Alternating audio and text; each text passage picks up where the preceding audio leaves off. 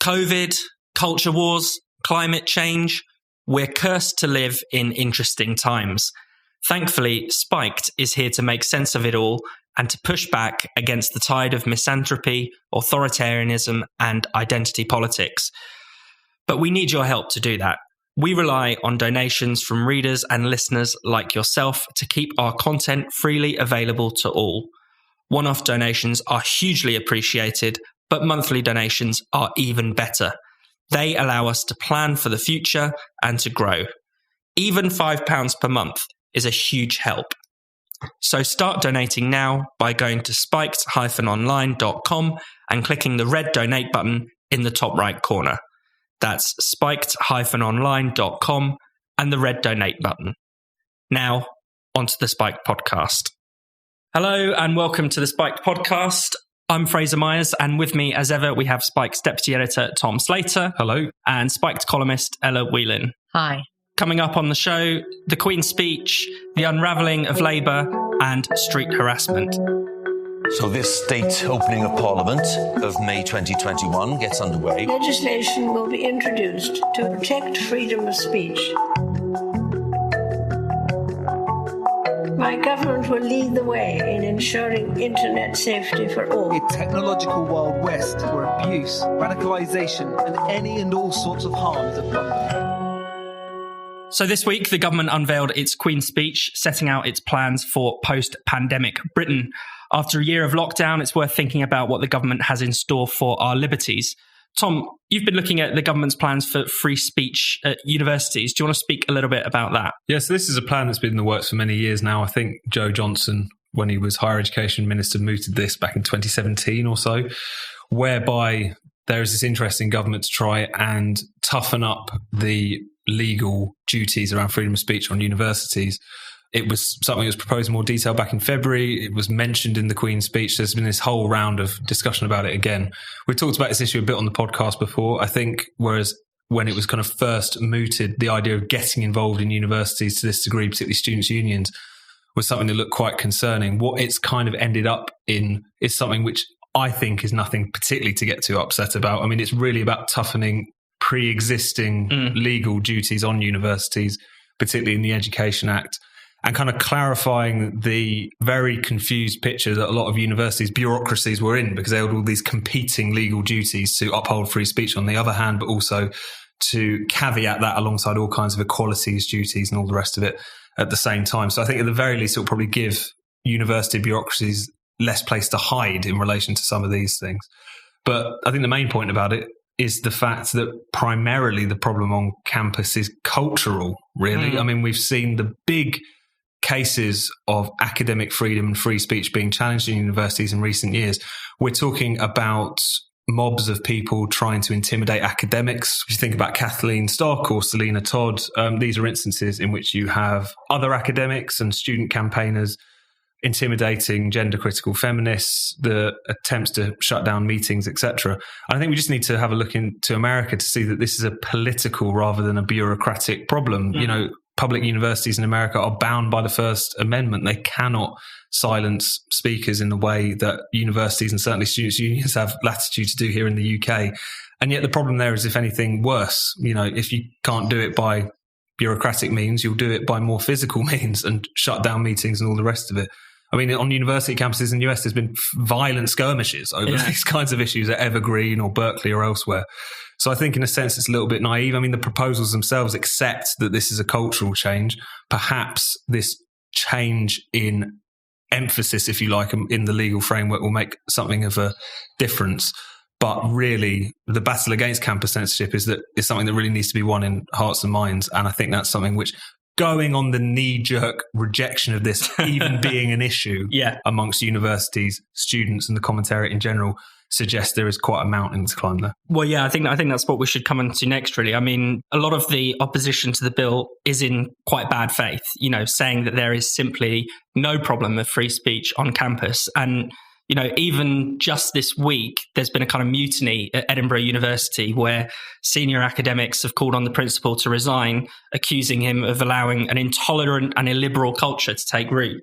I mean, Edinburgh last year renamed its David Hume Tower because activists accused this great Enlightenment figure of making, racist remarks back in the 18th century. He should have known better. He really should have known better. And recently we had the case of Professor Neil Thin.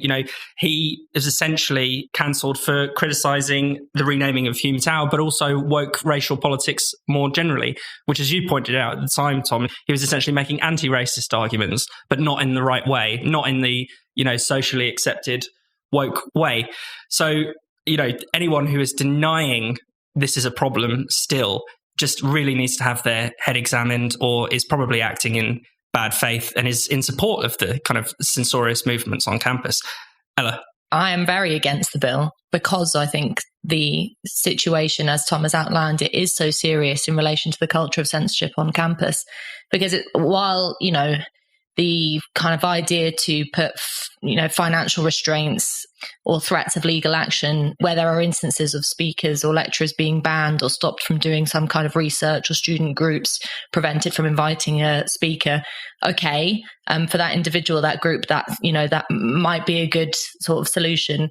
But the real problem is that for every speaker that's banned, there are 100 plans that are scuppered before anyone can even put them into action, because students and lecturers are frightened of what will happen, the issue of self-censorship.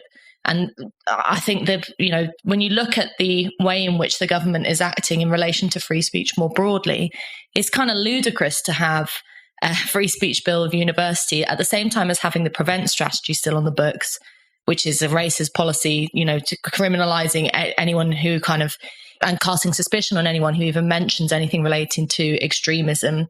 And at the same time, pushing forward the online harms bill, at the same time, pushing forward the police crime sentencing in courts bill, which has dire consequences for protest. I mean, this is not a government that is on board with the principle of what free speech means, or the principle of what academic freedom means.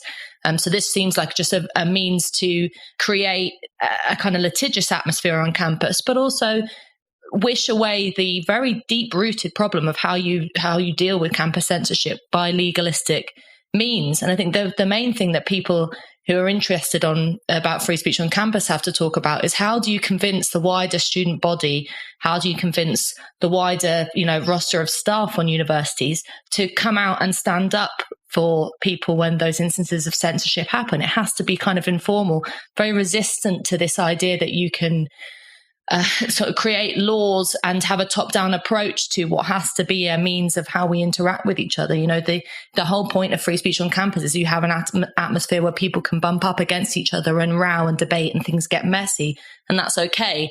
Having a kind of part of the bill has a means for a complaints procedure. This is, I think, for me, this is the worst bit of the bill, is that students can complain and go through this kind of formal procedure to make complaints, either against other students, their students' unions, officers, or academics who are trying to stop them from putting on an event. This really kind of gross, grubby treatment of students as customers, as we've seen this kind of marketization of university treating students like this, where it's like, if you don't get what you want, you go through a complaints procedure, rather than having a political response to this and a political row. So, I feel much more pessimistic about it, because it's not that I don't welcome the government recognizing that this is a very, very real problem, and finally, hopefully, putting to bed the kind of ridiculous claims that campus censorship is just some kind of right-wing scaremongering that many in the left seem to still think it is.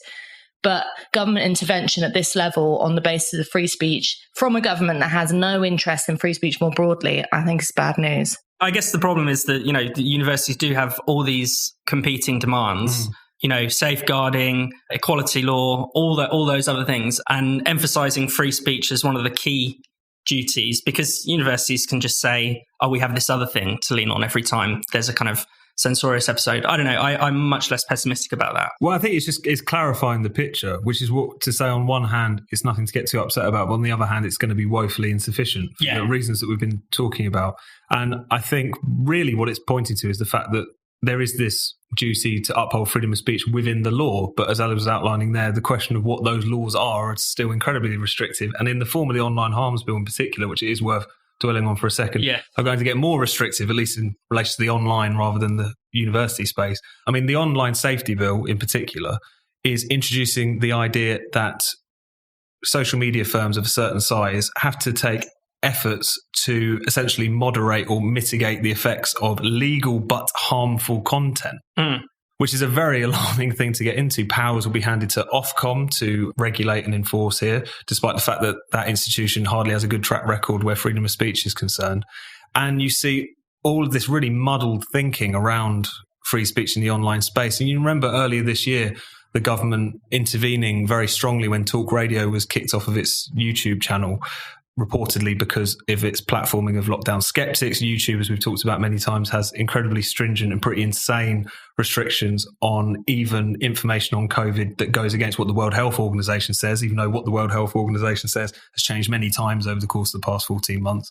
So you saw the government intervene very strongly then, and yet in their various announcements and documents so far have even cited that policy as something to look at, as well as talking very explicitly about the role of Ofcom in regulating misinformation and disinformation on social media, with COVID being a kind of underlying example of the harms that can cause. And again, it's just what you see is that huge inconsistency, but just this inability to recognise the fundamental problems here is that the things that this bill was trying to tackle, hate speech, misinformation, disinformation, obviously there's other things in there about criminal activity and terrorism, etc., but the things that we're concerned about, those are entirely contested topics. That's something which is never really accepted in this discussion. You know, something that's considered to be misinformation 1 minute could actually be something that's getting at the truth the next minute. Should you effectively criminalise people for making mistakes when talking about scientific or political issues? And similarly, hate speech, as we all know, means something very different to different people, particularly now that we have so many discussions around gender and race, etc., where there are, shall we say, shibboleths, which the vast majority of people don't recognise as such, being enforced on people. So there is a very alarming authoritarian streak in so much of this legislation, as Ella was talking about. The universities thing just seems to be one slightly tepid exception to all of that, really, because it's just become such an important issue, rightfully so, in recent years. Yeah, and I think it's really important to emphasise just the extraordinary scope of the online safety bill. They're asking, you know, a regulator, Ofcom, to pretty much regulate an entire world of internet content. Some of the harms, you know, range from criminal activities, as you were saying, but things like trolling, harassment, bullying, even, you know, causing someone to lose sleep is considered part of the harms caused by the internet. Psychological distress, which could result from anything, pretty much. You know, this is a kind of how long is a piece of string, piece of legislation where it will probably just evolve in whatever direction the regulators see fit. And as we know, that direction always happens to be in the direction of less freedom, in the direction of more censorship. And I think the government would like to present itself as, you know, taking the fight to the tech companies. You know, we're taking on big tech because they're evil and they let these harms spread. But in reality, it's actually buttressing the tech firms. It treats the tech firms as the guardians of correct opinions and essentially, you know, allows them to draw up their own codes of conduct, which are then in turn backed up by the regulator. So in many ways, in a very strange way, it empowers the tech firms to continue censoring at will. They're not going to face fines for censoring content too readily, but they will be fined if they don't. So that's a very, very worrying prospect. We should talk a little bit as well about one other aspect of the bill that's caught a lot of attention, another potentially authoritarian measure, which is voter ID. Tom, do you want to say something on that? So on the question of voter ID, I think this is a really worrying development because I agree with many people who've criticised this particular measure as far as it's a solution in search of a problem. You know, Matt Hancock had to admit on Sky News this week that there were only 6 instances of voter fraud that the police found at the last general election.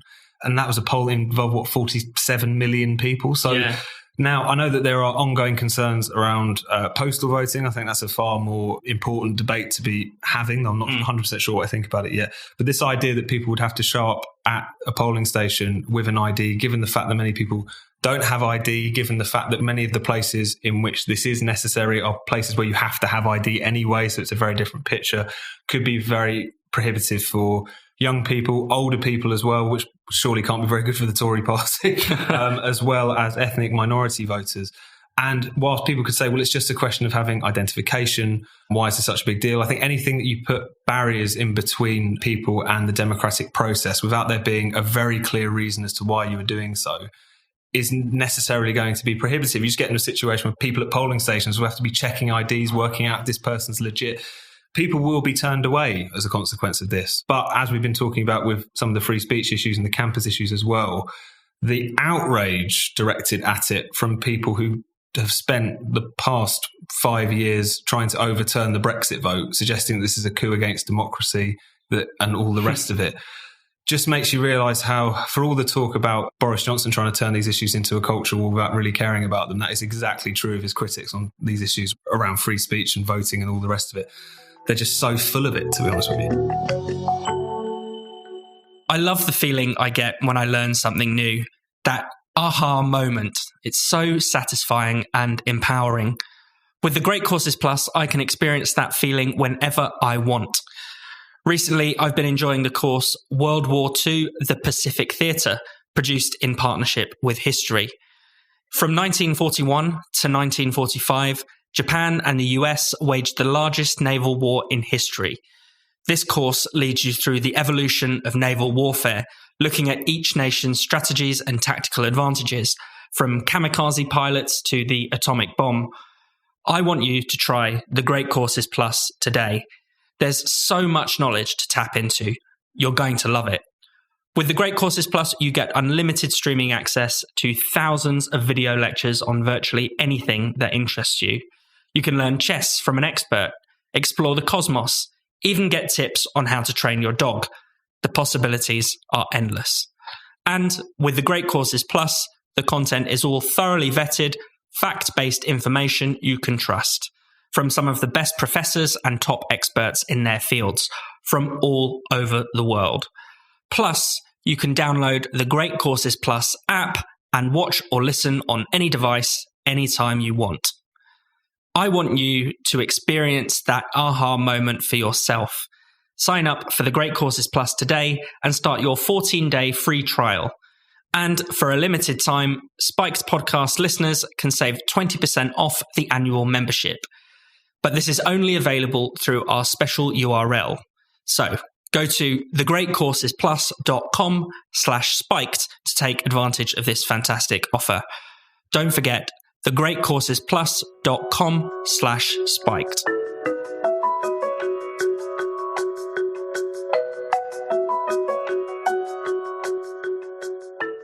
So that's what the Tories have in store for us. The Labour Party is still reeling from its defeat in the Hartlepool by-election and its huge losses in English councils last week. Starmer has reshuffled his front bench in response. He's ditched his Shadow Chancellor, Annalise Dodds, for not really making much of an impact.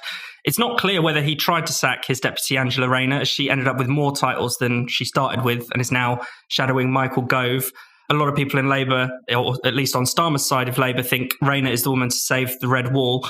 Tony Blair has also intervened. I mean, he's never off television these days, but he's accused the party of being too woke. Ella, did you want to say something about that?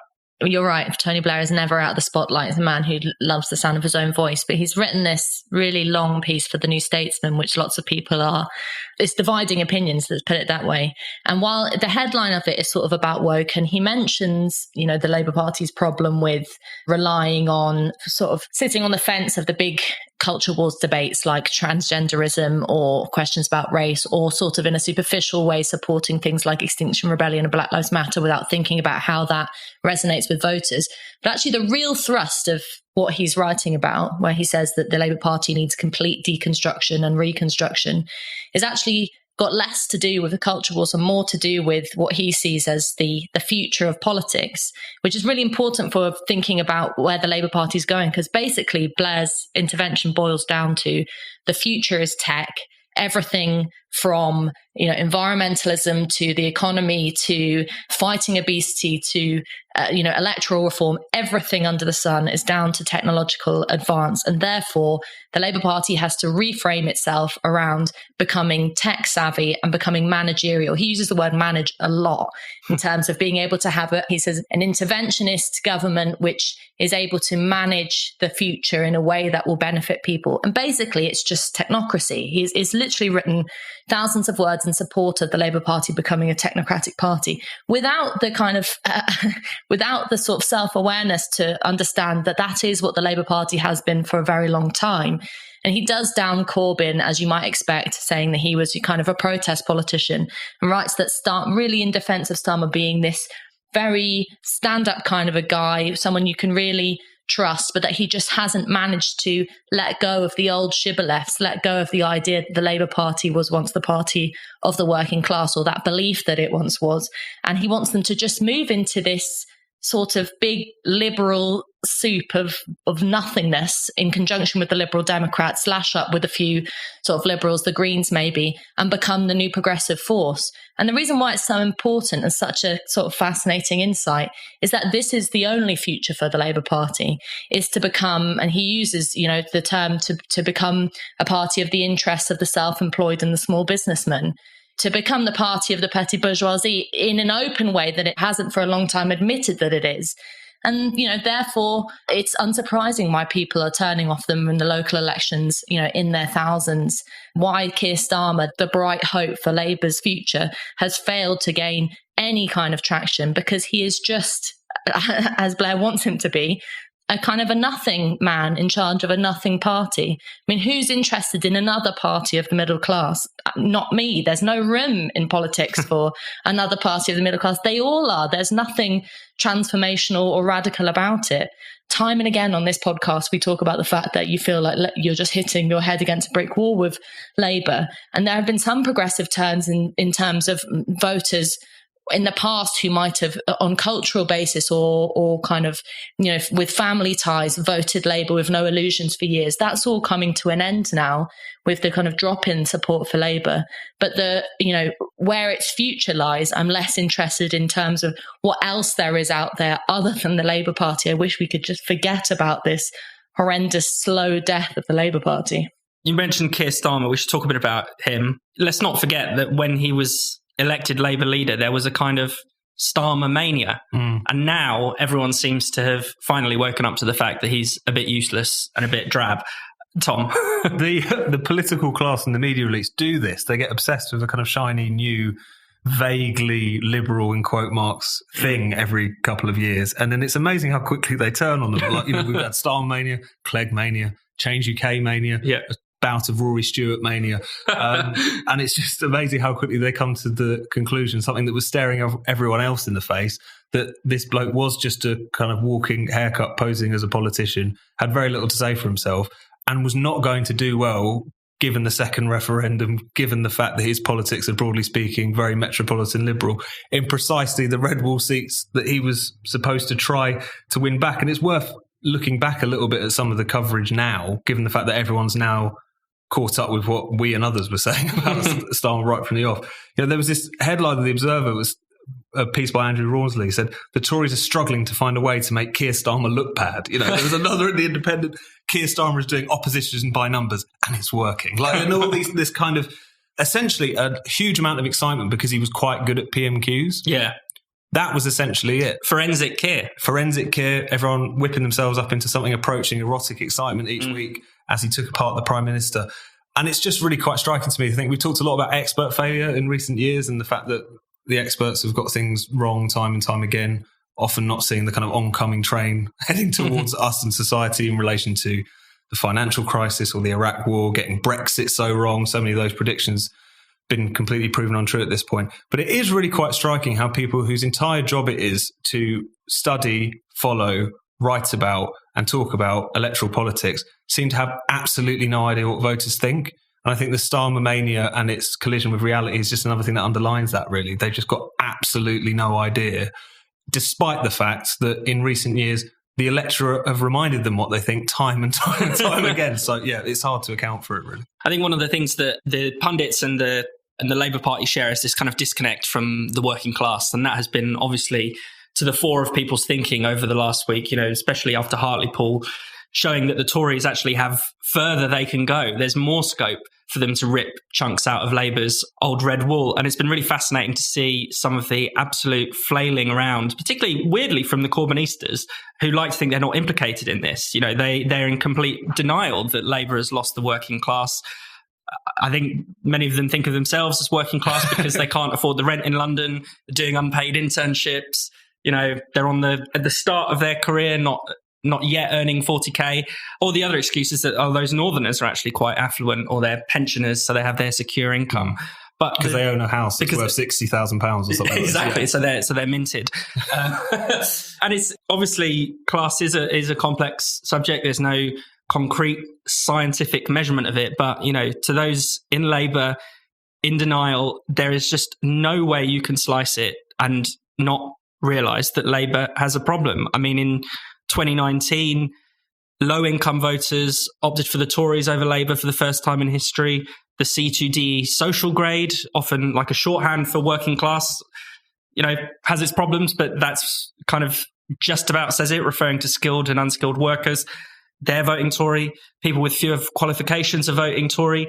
So you really get this picture of this seismic electoral shift, and yet people still want to pretend it isn't happening. Well, yeah, the whole fuss over Angela Rayner and whether or not she should be forefront at the face of a new Labour revival because of the fact that she has an accent, because of the fact that she's from the North, because of the fact that she gives off this air as being a bit kind of Jess Phillipsy, a bit straight talking, a bit salt of the earth, normal woman kind of vibe.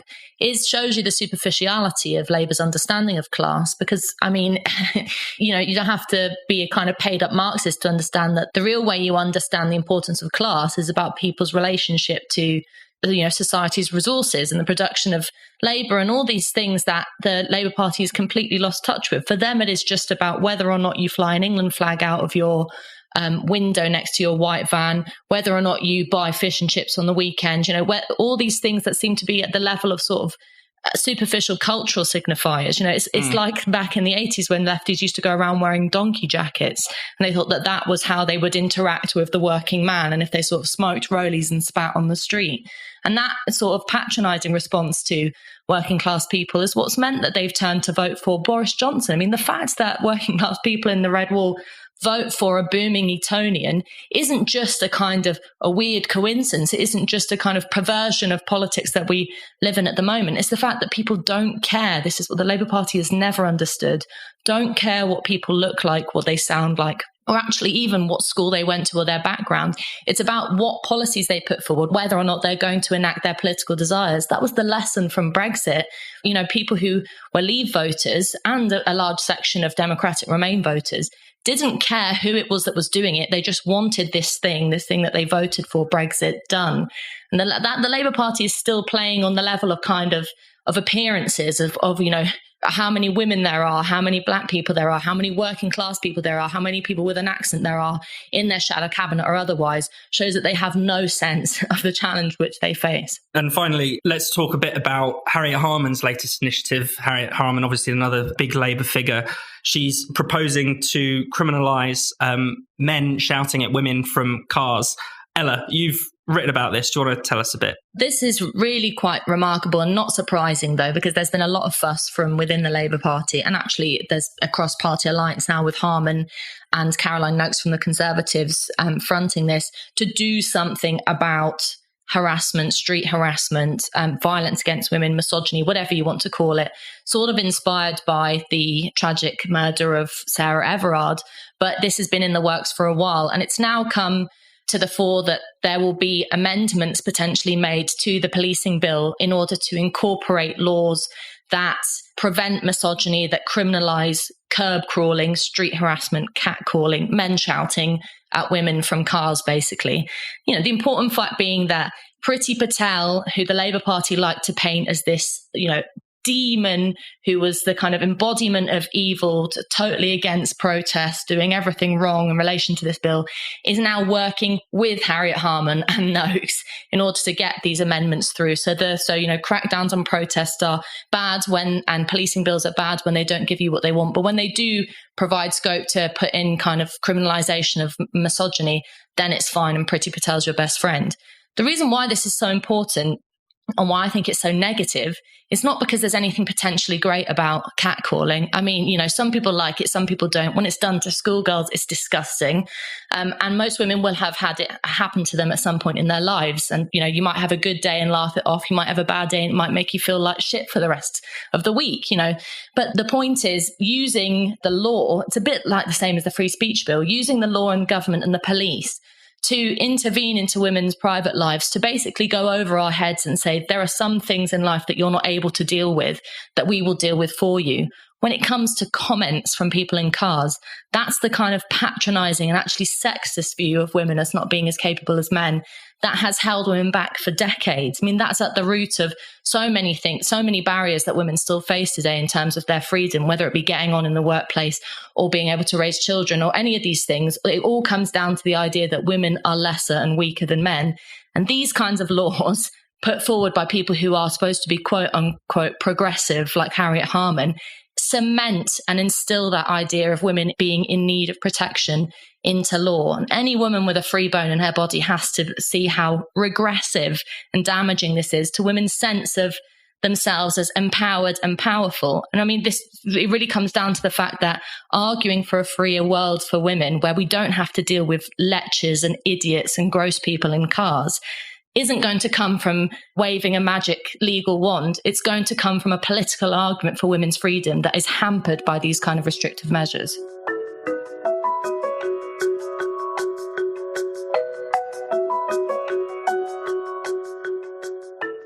Thank you for listening to the Spiked podcast.